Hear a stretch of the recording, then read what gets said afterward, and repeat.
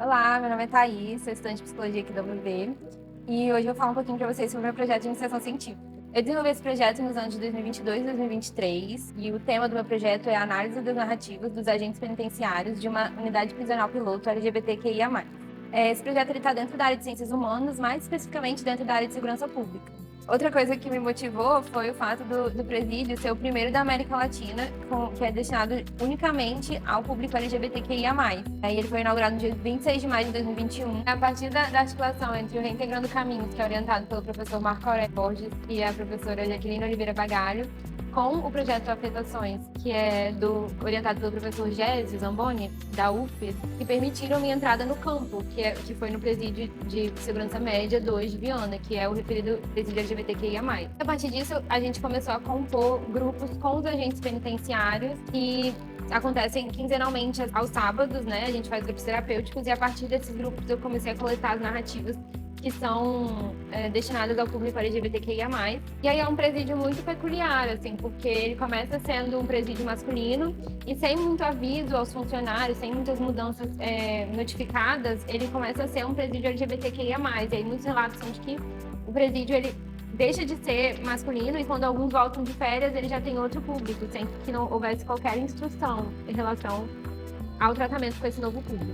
O objetivo do meu trabalho é entender quais são e como são produzidas as narrativas dos agentes penais em relação ao público LGBTQIA+, da unidade que eles são responsáveis, já que a unidade prevê a preservação da identidade de gênero dos componentes, né? Só que a gente entende o espaço prisional, segundo Goffman explica, que é um espaço de mortificação do eu, e que não permite que se construa ou se permaneça uma subjetividade.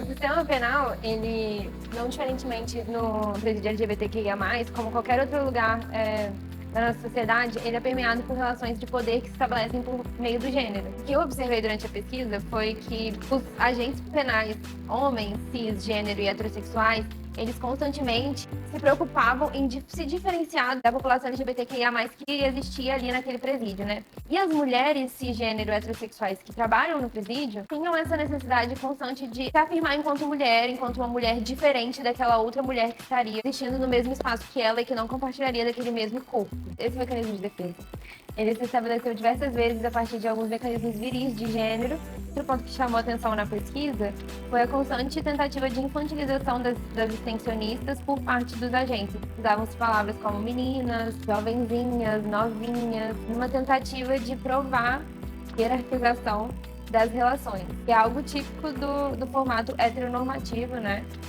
Como eu explico melhor no meu texto.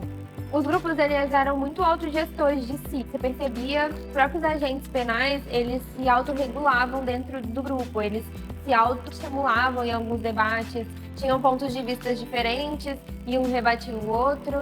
A maioria das vezes a gente conseguia observar que eles tinham opiniões relativas ao público da unidade como um fator que prejudicava o trabalho deles dentro do sistema penal. E aí, como o Deju fala em alguns textos, como, por exemplo, A Loucura no Trabalho, de 2011, ele trabalha com a ideia de que existe um trabalho real e um trabalho prescrito. O trabalho que está descrito no sistema de normas e regras. O trabalho real é, na verdade, o que o sujeito coloca de si naquela função que ele exerce, é a própria atividade. O trabalho real e o trabalho prescrito, existe a subjetividade do sujeito. Livremente foi catalogado diferentes tipos de preconceito, que são melhor explicitados no texto. Foram catalogados 5 tipos. O primeiro deles foi o sexo como determinante.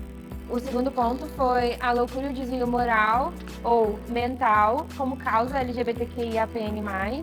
O terceiro foi o LGBTQIAPN+, e a promiscuidade. O quarto tipo de preconceito catalogado foi o LGBTQIAPN+, como algo maligno, amaldiçoado ou do diabo. E o quinto catalogado foi a heteronormatividade, o binarismo e os preconceitos. Gostaria de agradecer à Universidade de Vila Velha por ter me proporcionado a possibilidade e as vias de realização da minha pesquisa. Agradecer também à Universidade Federal do Espírito Santo e ao professor Gésio Zamboni, que permitiu a minha vinculação no grupo para que fosse possível a minha entrada em campo. Gostaria de agradecer ao PSME2 por me permitir realizar minha pesquisa lá, os colegas, os técnicos, os professores e os demais profissionais e também o Reintegrando Caminhos, que ajudaram no desenvolvimento da minha pesquisa, na coleta de dados, desde o primeiro ciclo de iniciação científica.